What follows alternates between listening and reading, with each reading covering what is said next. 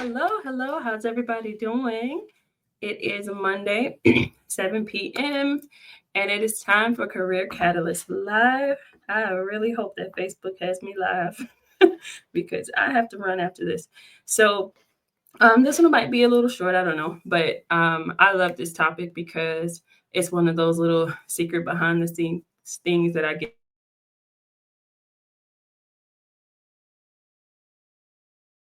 Still see me? Okay. Oh, okay. A lot going on today with Facebook. All right. So today's topic is um, knowing your audience as a job seeker. And it's really important because I know a lot of job seekers, you know yourself, obviously, you know your experience, you know what you want out of a job. Maybe you have a career plan mapped out for yourself, you know where you want to end up. But a lot of job seekers don't know who they are talking to in their job search. They don't know who their audience is. And so it makes me think of comedians, right? I love comedy. I go to a lot of comedy shows. Before I became a mom, I was at a comedy show all the time back when I had free time. But I love comedy shows, and most recently, I was at a comedy show. I've been to two since the year started, um, and I was thinking about how they were interacting with the audience, and I realized the best comedians, they yes, they have good timing with their jokes, they have good punchlines, they have good cadence, all that stuff. That makes a great comedian. But the best comedians, at least the best touring comedians, they are good because they know their audience. Many of them will come to if they're on a tour, for instance, they'll come to the city where they're doing a show that night or that week or whatever, and then they'll just roam the city. Like, they won't stay in their hotel room, they won't get in a car. They will walk around the city and learn about the people. They'll see something crazy happen and write it down, or talk to people, go out to eat and meet people, and it helps them to be able to connect with that audience so that when they are actually in the show, they can actually tell that joke about something that happened while they were in the city, and it helps them connect with people. It helps them speak those people's language, and so by the time they finish that intro part where they're talking about all the funny stuff they saw in that city, that audience is now engaged. The audience is now ready to hear what else they have prepared, because they are connecting to that comedian. And so the same thing applies if you are a job seeker, right? You've got to be able to speak to your audience in a way that connects with them so that whatever else you have to say, they want to listen to. Okay. So I want to talk about the four audience members, right? As if you were a job seeker, you're putting on a show, these are the four people in your audience, the four people that you have to talk to connect with. Okay. First, recruiter, then hiring manager, HR business partner or HR manager, or some HR representative, and then somebody in compensation, where I am. Compensation is the folks who decide salaries and a host of things, but I'll just drop it down to the most basic thing. We decide salaries, okay? And these are the four folks that are in your audience that you have to talk to all at the same time. Like, imagine if a comedian said, okay, for the next 5 minutes, I'm only talking to people who have kids. Like, and okay, so what if you're not in the audience? You're like, oh, you're not talking to me? Well, I can just leave because the show's not for me, right? And so, same thing applies when it comes to your job search. You have got to be able to speak to all four of these folks at the same time in different ways so that each of them is engaged in what you have to say and will come back for more. All right. So, first, I said recruiter. The recruiter is the first person you're going to talk to. Talk to does not necessarily mean have a conversation with, because your conversation with the recruiter starts before you ever get an email, before you ever get a message, before you ever actually hear their voice. Your conversation with the recruiter starts when they decide it's going to start, right? It's when they find you, okay? And so the recruiter is listening for a job fit, okay? They are searching the internet, looking at LinkedIn, Indeed, whatever tool they use, a website they use. If you're in like a niche role, even they might be looking at a website that's for niche people in that niche role, right? So they're looking for a job fit. They are listening for a person who matches or aligns with the job that a hiring manager has given them, right? So they're looking at the job description. They're thinking about some must-haves that the hiring manager has given them. They're thinking about, say, the hiring manager says, I need somebody with a bachelor's degree, 4 years of experience in, let's say, health informatics, something random. Well, it's not random, but we'll just say health informatics. And they are now looking for somebody who fits that bill. The recruiter is making a job fit. And so if you are someone in health informatics with 5 years of experience and a bachelor's degree, then they would be looking for someone like you. But if you do not say that is you, then they don't know, right? So a lot of employers will do like a skills or experience substitution for a degree. So say you don't have a degree, but you've got 5 years of experience, okay? So maybe they'll do a substitution for you. If they are looking for somebody with a substitution and you don't show that you have that experience, now you don't have the degree that they're looking for, and you don't have all the experience that they're looking for. So 9 times out of 10, that recruiter is not going to listen to what you're saying because you did not fit the bill that they were looking for. You did not connect with them in the way that they needed that connection to be made. And so when it comes to like your online personas, and this again is before they even talk to you, you're going to want to present whatever they're looking for in that job fit.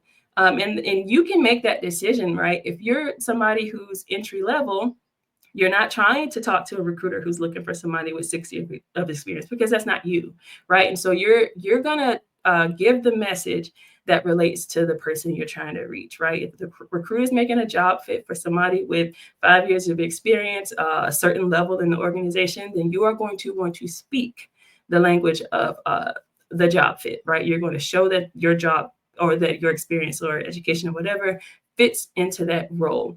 And that is how you're going to speak to that recruiter.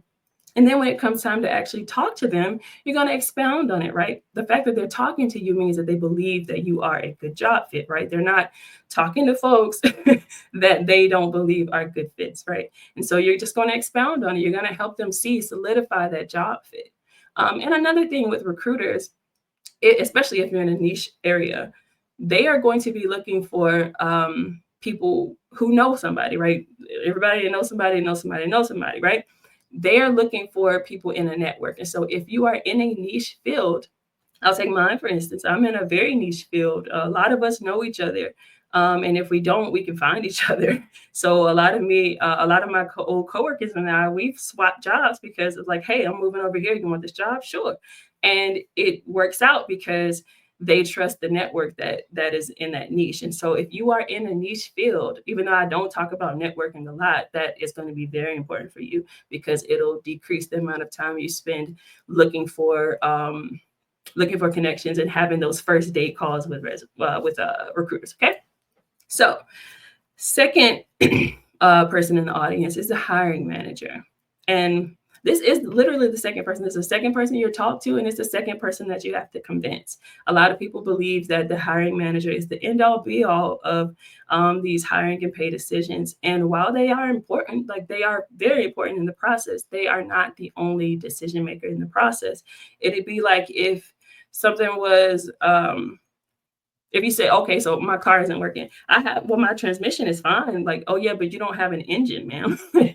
But I said, my transmission is fine. If the hiring manager is okay, but everyone else in this cycle of decision making around hiring and pay is not, then there are going to be problems that the hiring manager is going to have to overcome. And a lot of them are not willing to for a lot of candidates. So keeping that in mind. Okay, so the hiring manager, what are they looking for? The hiring manager is looking for a skill fit. They want somebody who fits the skills needs on their team.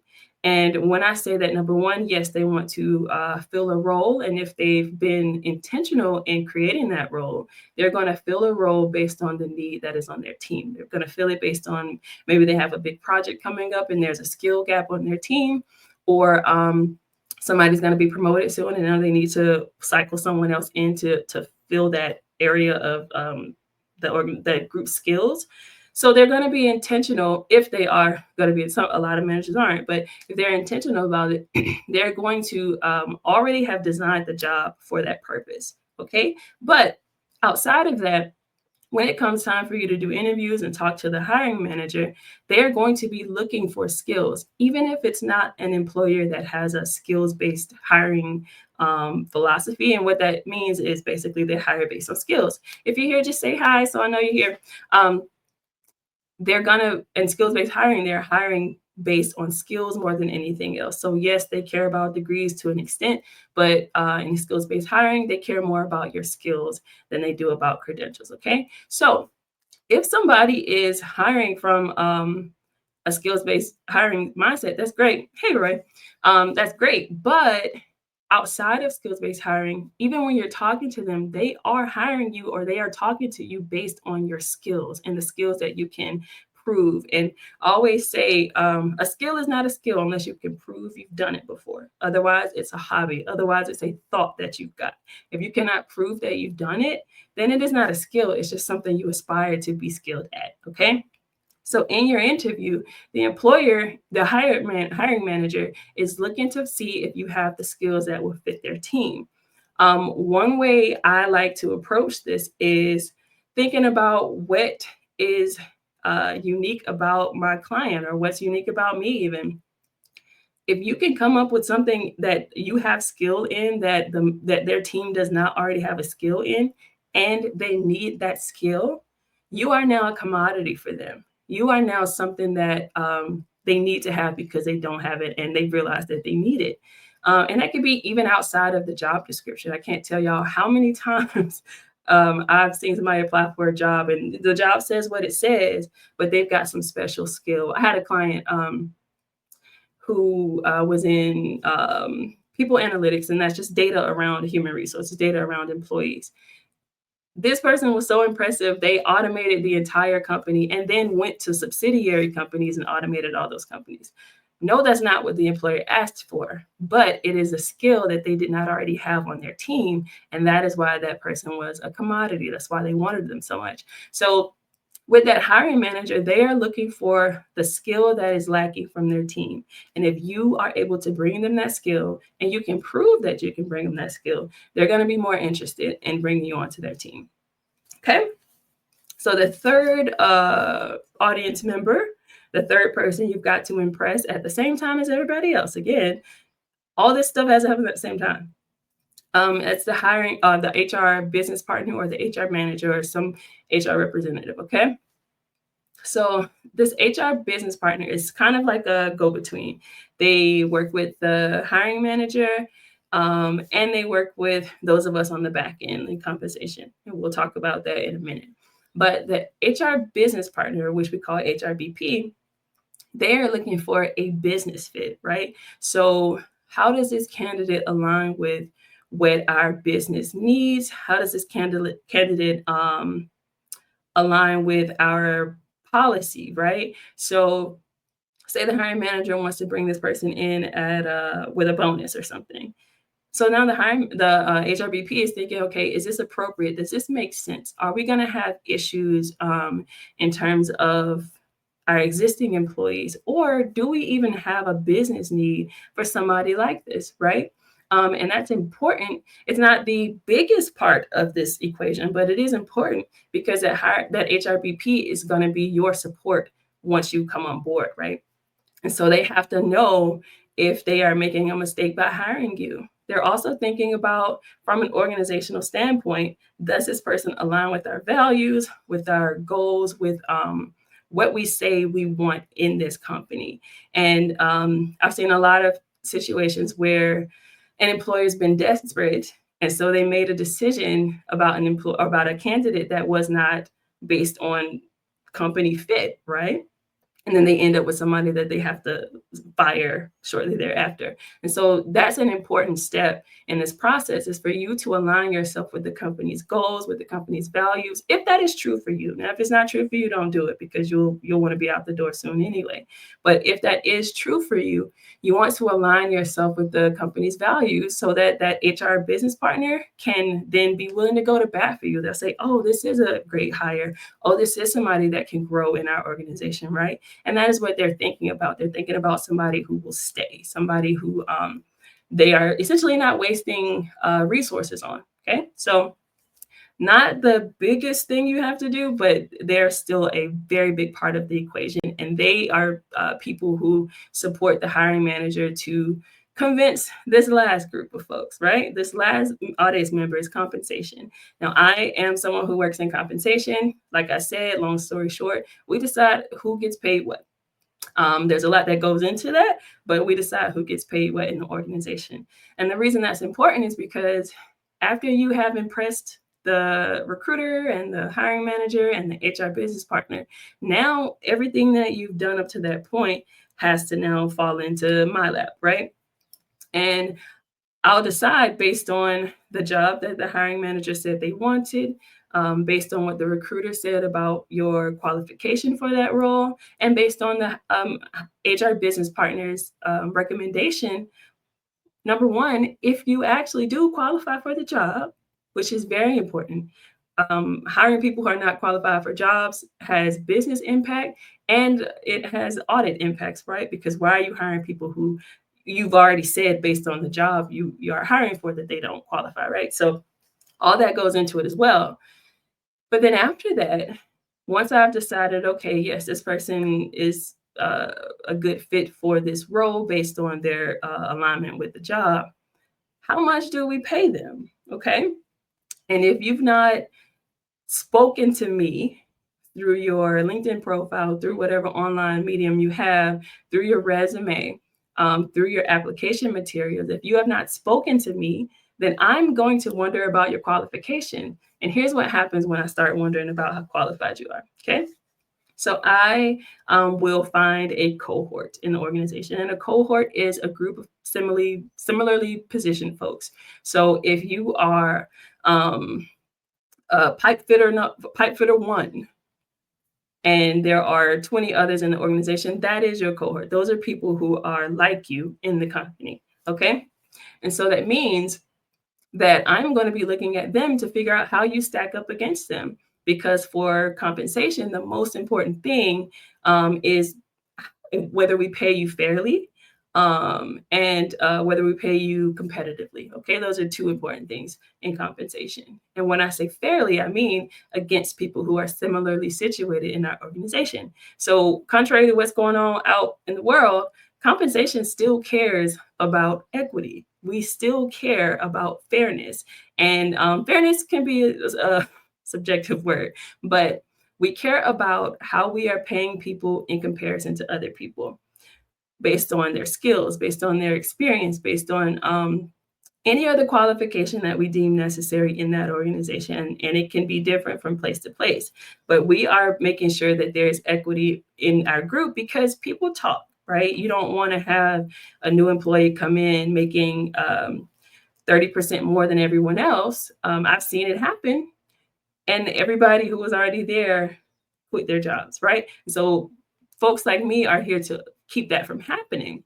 And so if you cannot show me that you stack up higher against folks that we already have on board, then I am not going to increase your offer to a higher level. I'm going to say, oh, you are going to come in at or below where these existing folks are because you've not spoken to me in a way that convinces me of your relative worth. And yes, that I'm just going to say it like that, of your relative worth, because that's what it is. It's about how employees stack up against one another in whatever metrics that we decide to use, right?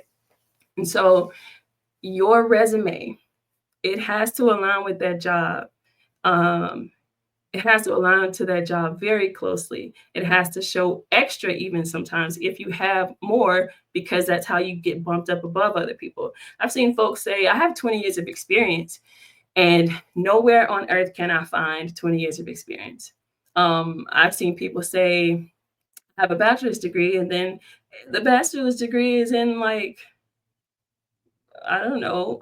I mean, I ain't gonna say because I've seen some stuff and I won't put those people on blast, but irrelevant stuff. So you've got to be careful about that irrelevant information that folks love to put on their resumes to fill up space.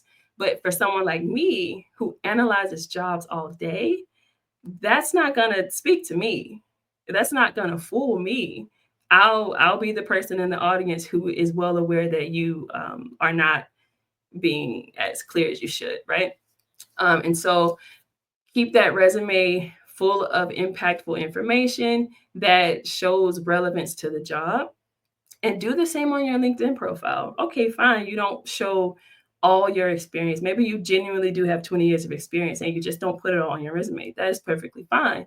LinkedIn is a great place to do that, or whatever online profile you want to use, because it lets me see a full picture. And I guarantee you, somebody in compensation is going to do that because we want to know that we are paying you competitively based on what you bring to the table. So that's your skills, your experience, your education, um, even other credentials like licenses and things like that. We want to make sure that we are paying you competitively based on what you bring to the table. And so if you do not bring the entire spread, you will not get paid for the entire spread. That's just the facts. And maybe later we'll correct it and once we figure it out, but that does not often happen because the presentation that you bring is what carries you along in the company, right? And I've said this before, first impressions are lasting for compensation. So if I lump you in with a cohort that is not actually where you belong, meaning you have more experience or more education than they do, and you do not show that ahead of time, that's your cohort.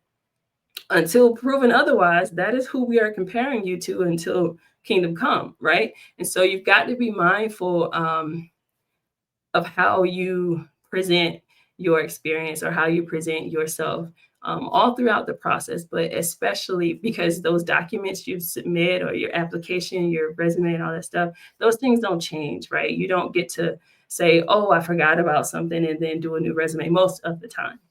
So the information that I see is going to be based on what you've already shared with the employer. And it's really, really important then that when it's my time to join the conversation, that you've already got all that squared away. And then it makes it simpler for the recruiter, the hiring manager, the HR business partner, and the compensation professional to be on the same page about you. That is a sweet spot. If we are all on the same page, then that means it's a lot easier for your compensation to increase. And not to say that that is the main goal, because it's not. I always say it's about longevity in your career. But when we are all on the same page, the whole process is smoother. The employer is not, or the hiring manager is not second guessing. They're not having to fight, because the more they have to fight, the more, frankly, that they expect from you if they can get you on board. Let's just be honest. Like if they have to go to bat for you, then you better deliver. And so if we're all on the same page because you have presented a strong case for being hired and being compensated at a certain level, it's going to be much simpler for everybody, but particularly for you as a job seeker, because you don't have us clashing and extending the process and going back and forth all the time, because you've presented a strong case that we can all understand, right? So that's why talking to your audience is important. So I'll reiterate because I have to actually go. But so the 4 audience members, if you're on stage, job seeker, show, whatever, the 4 audience members, again, the recruiter, that's the first person you're talking to, the hiring manager, the HR business partner or HR manager or whatever HR representative, and compensation. You have to be talking to all of us. From the moment you decide you want a new job and you go and fix up your profile, or you go and apply for a job, you have to be talking to all of us at every stage. And I'll just be clear, you're never going to talk to me. The compensation person, you will never talk to me. You will not know my name until maybe something happens at, when you're an employee, right? But other than that, or maybe you become a leader in the company and then you'll finally know the compensation person's name. But outside of that, the only people you're actively speaking to are those first three: the recruiter, hiring manager, and maybe, usually not, but maybe the human resources business partner. And so, even though you do not talk to these people, you've got to understand that you've got to convince them anyway. Okay. A lot of us are like good with charm, like we're good at an interview or whatever, but you don't get to interview the compensation person. You won't speak to them. And so you still have to be talking to them through your submitted materials, okay?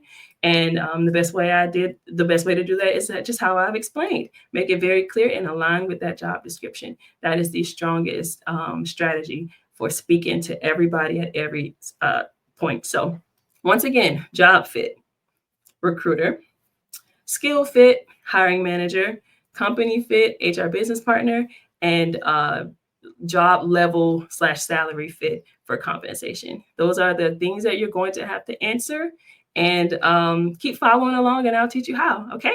All right. So I've got to jump. Have a good night, everybody. Thank you so much for joining. Make sure you catch the replay if you weren't here for the entire thing. And I'll see y'all again next Monday for another episode. All right. Good night.